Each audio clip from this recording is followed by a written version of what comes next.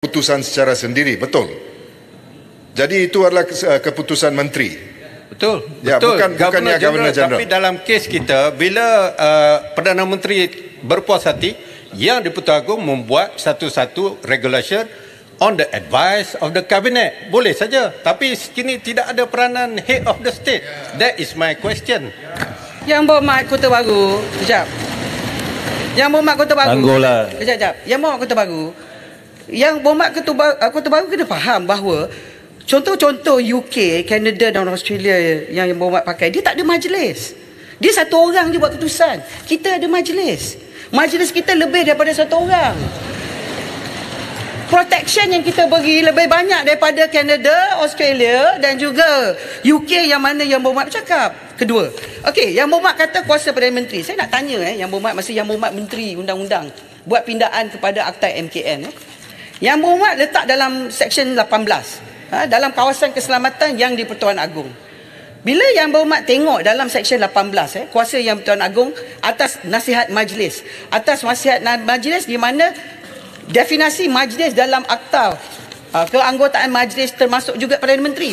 Dan kalau kita tengok dalam akta MKN, pelantikan ketua pengarah MKN juga daripada Perdana Menteri. Jadi yang berhormat tak boleh mengatakan bahawa dalam isu mendapat kekebalan di Mahkamah Malaysia, kita kena memanggil Duli Yang Maha Mulia tu kita kena memanggilkan apa yang wujudnya kuasa di bawah perlembagaan, sebab kita dah bentangkan dalam majlis raja-raja, terangkan pada raja-raja tentang apa yang diwujudkan, iaitu undang-undang prosedural.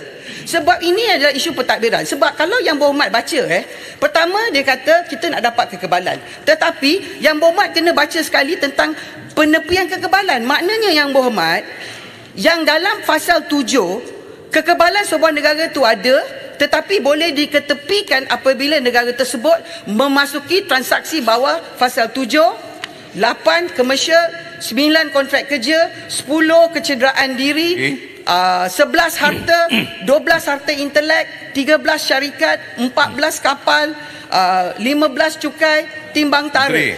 Jadi yang berhormat, saya dah terangkan bahawa keputusan kita ialah lebih daripada satu orang, iaitu majlis. Bacaan bersama akta. Saya dah jawab, Tuan Ketua. Tuan Ketua, saya terima kasihlah penerangan yang berhormat Menteri ini luas, jelas. Cuma yang kita minta hanyalah satu pasal power to exempt itu saja yang kita mahu supaya ada check and balance. Itu saja. Saya tak mahu mempersoalkan sama ada akta MKN ke, akta mana sekalipun. Yang penting hari ini adalah kerana kita nak memastikan ada check and balance bila nak bagi exam kepada orang luar. Bila kita nak bagi exam, dia jelas di sini. Hari ini kalau kita tengokkan cases yang judgement yang dibuat dalam negara kita ni based on undang-undang yang ada ni, sampaikan parents pun dia questions. Parents tu apa? Apakah ibu atau bapa atau kedua-dua sekali? Itu pun telah dipersoalkan. Kalau itu telah menjadi sesuatu dalam negara kita, saya inginkan supaya akta ini jelas. Bahawa bila ada akta ini, power to exempt is the Prime Minister who give you the exemption. Bukan majlis. Sebab itu nanti dipersoalkan lagi. Kita tidak mahu perkara yang boleh menyebabkan sesuatu perkara untuk negara, kedaulatan negara itu dipersoalkan lain kali. Sebabnya yang berhormat, saya nak jelaskan di sini. Contoh, kalau seorang Perdana Menteri, bukan Perdana Menteri yang ada ni, saya percaya, yakin Yang Amat Berhormat Tambun tidak akan melakukan sesuatu yang boleh merosakkan kedaulatan negara. Itu kita sokong. Sebab itu bukan kita tak nak sokong. Kita nak sokong, cuma nak tambah kebaikan. Ini yang berhormat yang sebelah sana, yang dulu ramai kawan-kawan saya nak jelaskan. Kalau berlakulah, saya nak guna seorang Perdana Menteri yang akan ada perkara-perkara yang boleh menyebabkan the superpower picit dia. Picit lah. Yang berhormat, bulan puasa ni picit apa yang berhormat? Squeeze yang berhormat. Jadi sebab itu nanti Cik kuih lah. Dengan power yang ada di sana, power to exempt ini menyebabkan dia boleh menggunakan kuasa ini. Yang berhormat sana akan bertanggungjawab.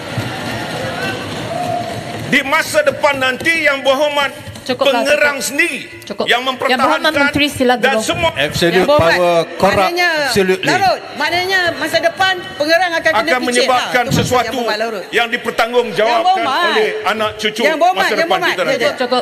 Yang berhormat Menteri Sila Gulong. Yang berhormat Kota Baru dengan Yang berhormat Larut pernah jadi Menteri Kabinet. Berapa banyak jawatan kuasa dipengusikan oleh Perdana Menteri. Dan Yang berhormat tak ada masalah. Betul, tak apa. Check and balance. Saya tak cakap bab itu. Yalah saya jawab. Saya nak cakap check and balance satu saja pasal ini. Yang berhormat, betul. Ni cara saya nak jawab. Saya don't question. Saya nak bagi analogi. Yang berhormat tak boleh lah main moving the goalpost all the time. Yang berhormat, macam ni lah. Yang berhormat cakap pasal kedaulatan. Kota Baru cakap pasal kedaulatan. Saya kata kedaulatan tak ada dalam isu ni. Kedaulatan dalam Akta MKN. Saya tak cakap pasal kedaulatan yang boleh mengakibatkan kedaulatan. Kekebalan, dasar kekebalan Yang berhormat ialah reciprocity. Kalau dia tarik kebal kita di negara asing, kita tarik kebal dia di sini. Itu saja yang kita minta. Bukan kita nak cakap pasal kedaulatan. Yang berhormat tak betul lah. Yang berhormat baca sikit-sikit. Baca daripada mula. Dia masalah dengan Yang berhormat. Yang berhormat nak menunjukkan seolah-olah kerajaan tidak bertanggungjawab. Saya terangkan, banding negara lain kita ada majlis, negara lain tak ada majlis. Yang berhormat cakap pasal kedaulatan, ada Akta MKN. Ini bukan pindaan kepada Akta MKN. Yang berhormat Menteri, ini ialah berkenaan dengan immunity. Kami di Ahli yang berhormat, masa sudah tamat. Bahasa tamat, tapi saya ni nak jawab satu saja sebelum saya duduk. Tak apalah. Itu ialah Yang berhormat pembangkang. Memanglah kerja Yang berhormat membangkang. Ini bukan soal pembangkang, Yang berhormat Menteri. Ini bukan soal pembangkang. Betul lah, itu kerja Yang berhormat. Ini